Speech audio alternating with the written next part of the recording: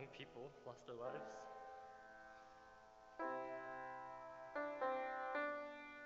Your children.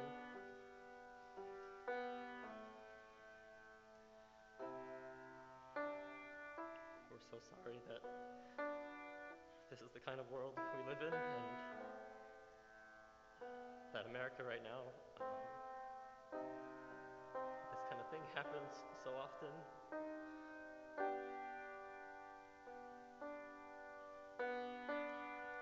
And that your precious children are suffering.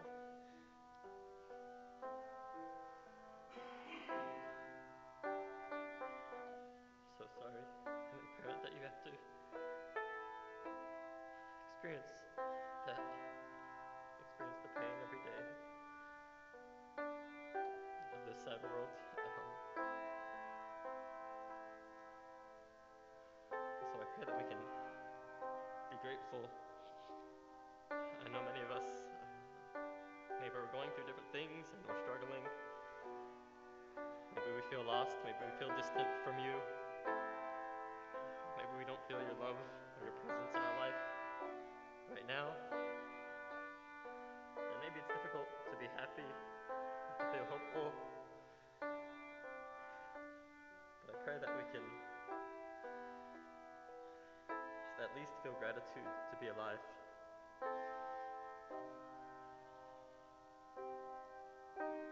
Especially us in this room, we can feel so much gratitude to know you, to know your heart, that we can be your sons and daughters who can bring you joy and bring you comfort. We can have gratitude that we know true parents, that we have their words, and that still we have true mother here with us on this earth. We don't want to just get caught up in our emotions or the daily difficulties. I really pray that we can, each one of us can feel full with your love, full with gratitude, that we can overcome any kind of pain or difficulty, any kind of distance that we might have in our heart. We can overcome it with gratitude and with love. So everyone, thank you that we can gather here today. Please be here and be with us. And I pray that we can really make effort to be with you and to open our heart to you this morning. Thanks so much. And por destinas canas, Mark Hernandez, the Center Family Aju. Please be seated.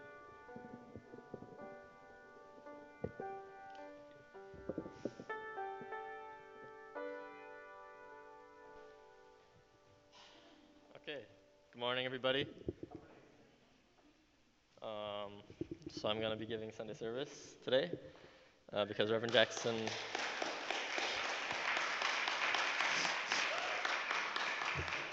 Thank you. As you know, Reverend Jackson's in Korea and Fusai-san as well, and they won't be back till March 2nd. So let's be thinking about them and praying for them. Before we start, I just thought we could all rise and greet each other.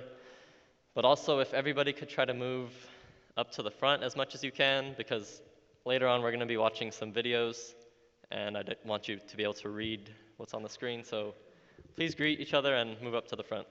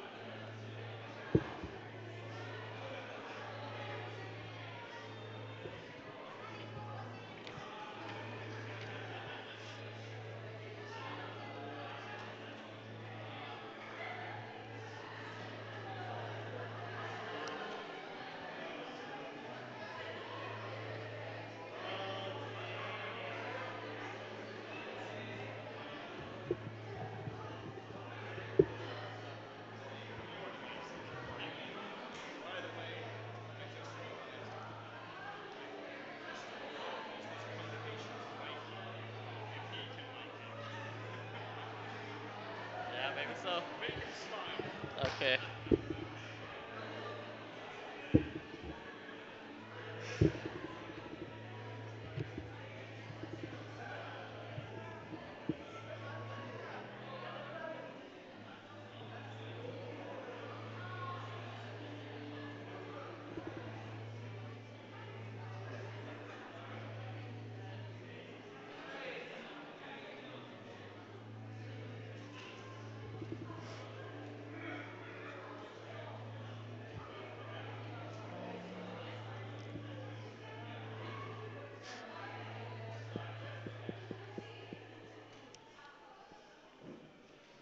Please try to move up as close to the front as you can. Move up to the front as much as you can, please. For your own benefit.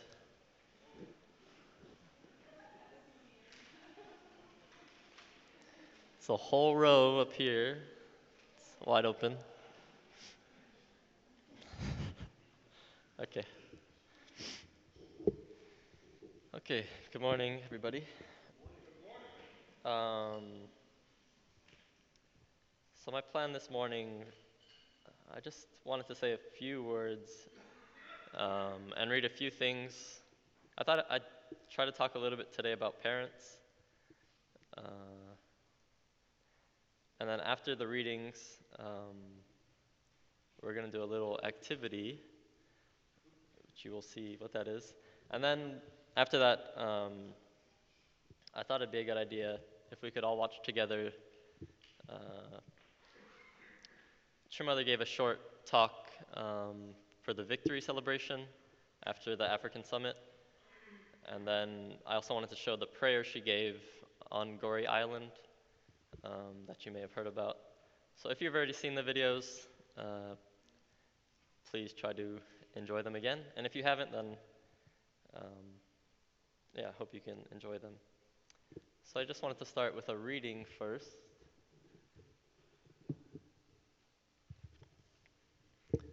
It's from the Peace Messages.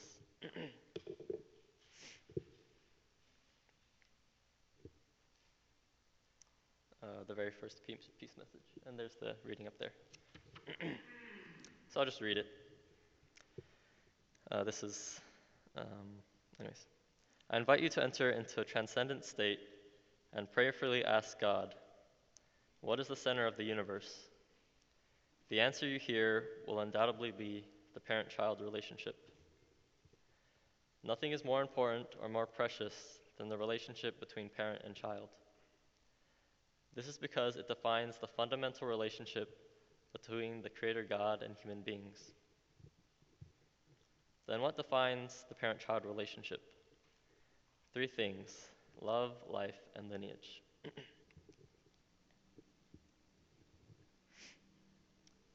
I just wanted to share a little bit about this reading. Maybe a year ago, I had this dream where True Father was giving a lecture. He was, young and energetic, and me and a bunch of other people were just sitting on the floor listening to his lecture. And he said, "Do you want me to tell you the secret of the universe?" And everyone was like, yeah, tell us.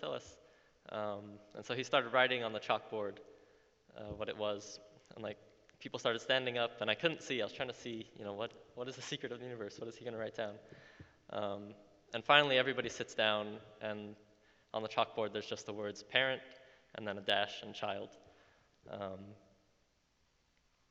Yeah, so it made me think of this reading, and just made me think of, something I think that we, take for granted every day, and something that I think we just get too used to,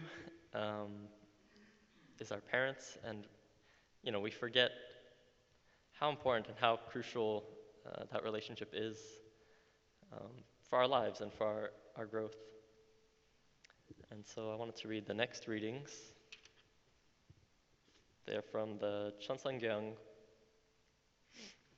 Book 3, which is True Love. Chapter 2, The Realms of True Love. and the section is Parents' Love. Okay. A mother and father do not keep accounts of their sacrifices for their children, how much they worked at night to feed them and send them to school. They don't calculate their investment or expect a return, saying, I have spent this amount on you. In 10 years, it will be worth this much, including interest. Instead, they invest everything without keeping track of it and forget what they have invested. The principle of creation tells us that only in sacrifice can you find true love. This is why parents are good. Parental love is the best thing.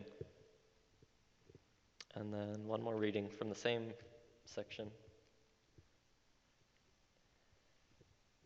What is true love? This is love for the sake of others. It gives and gives for 1,000 years and wants to forget how much it has given. It does not remember. In the world of love, output is greater than input. Parents will say to their son when he leaves the house, Son, watch for cars when you cross the road today, even if he is 70. Even at 90 years of age, parents will never tire of this. They will continue to say it every day, even to eternity. This is love. Knowing that parental love is like this even in our fallen world, do you think you would get tired of loving when you are in the original world of God's love? This is the first step in establishing our life's realm as God's true object partner. When we come to know that God's love is eternal and unchanging, from our experience with human love, we can deduce the logic of eternal life. We conclude that by centering on true love, we live for eternity.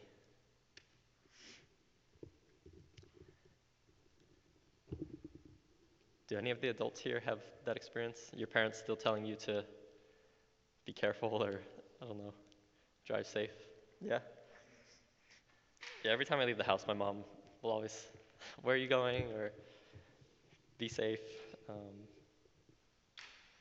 Yeah.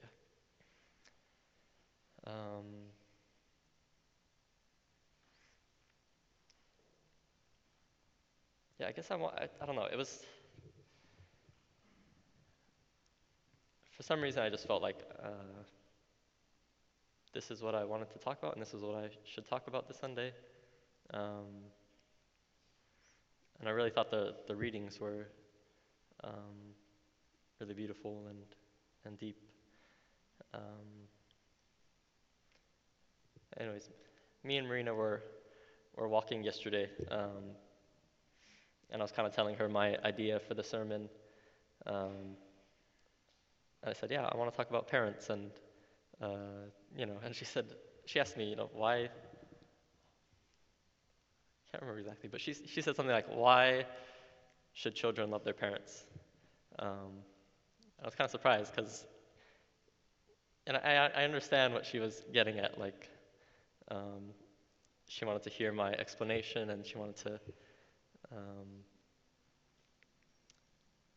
for me to have a better idea of what I was going to say. But it kind of made me think a little bit, because it seems obvious, right? Like, we should love our parents because they're our parents. They gave you life, they gave you love, they gave you everything. They continue to sacrifice and to live for you.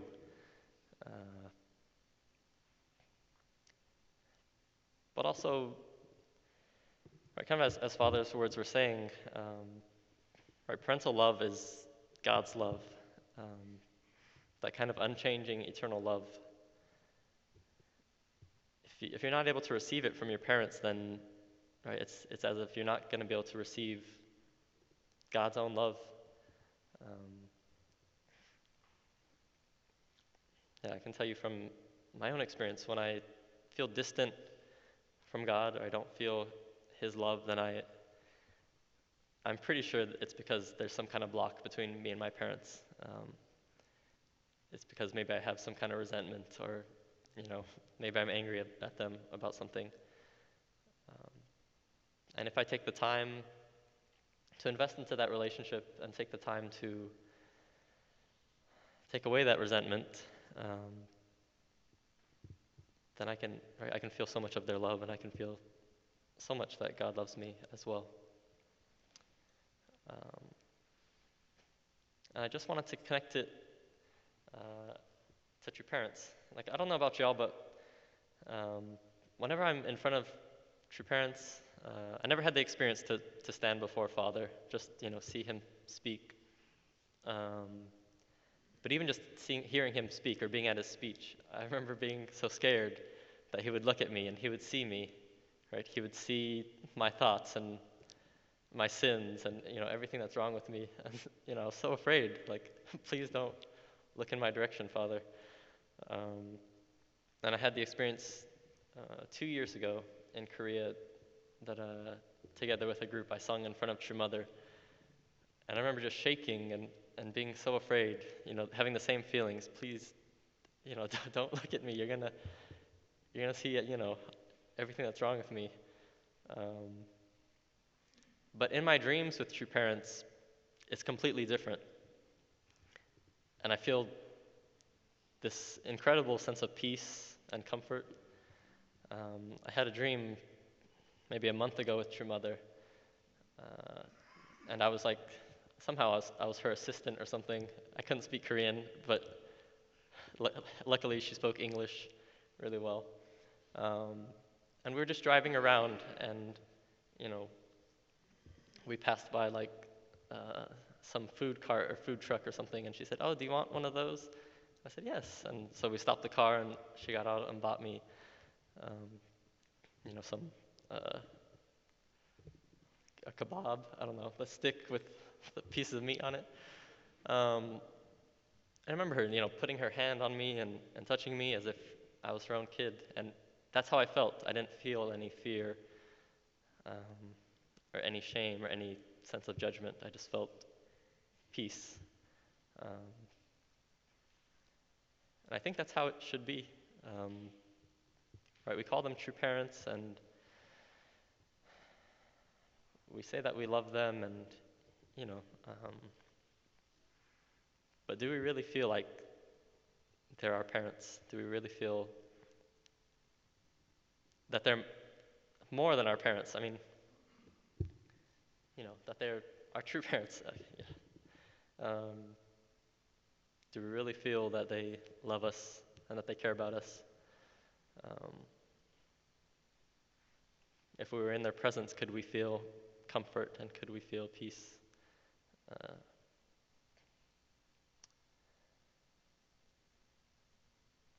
so, the little activity I had for today. Um, so at this time, everybody can take out their phones. I'm asking you, please do this, cooperate. Um, I'll get my phone.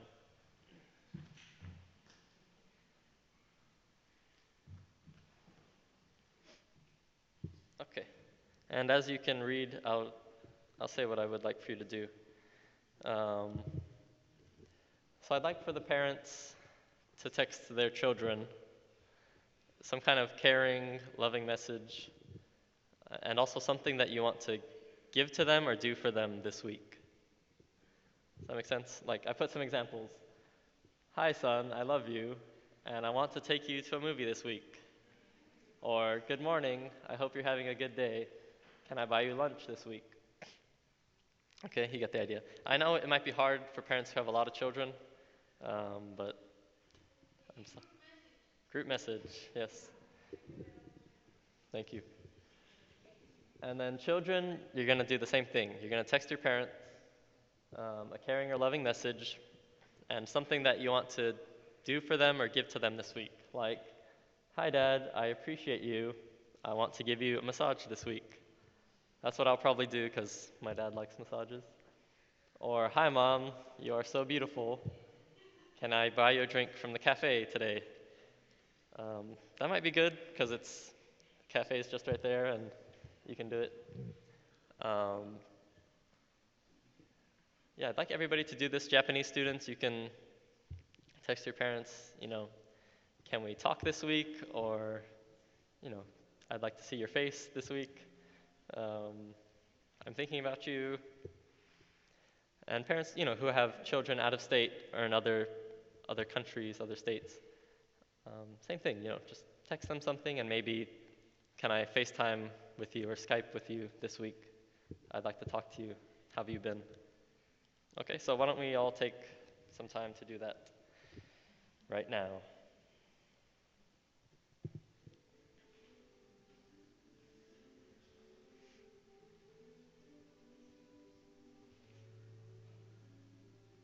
Might be embarrassing if your dad or mom is sitting right next to you, but it's okay.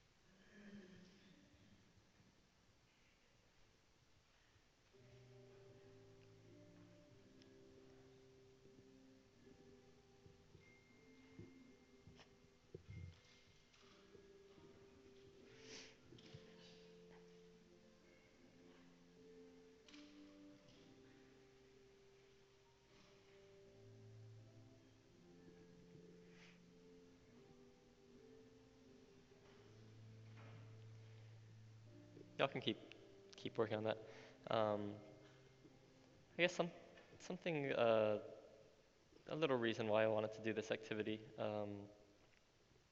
It's because I think sometimes, I mean, in my experience, like I always, if I felt there was distance between me and my parents, or our relationship wasn't so good, then I always felt it was their fault, right? I always felt like it's my parents' fault. They should be the ones coming to talk to me, and they should be making time to talk to me, and they should be coming to my room and asking me how I am, which they would always do, but I would never.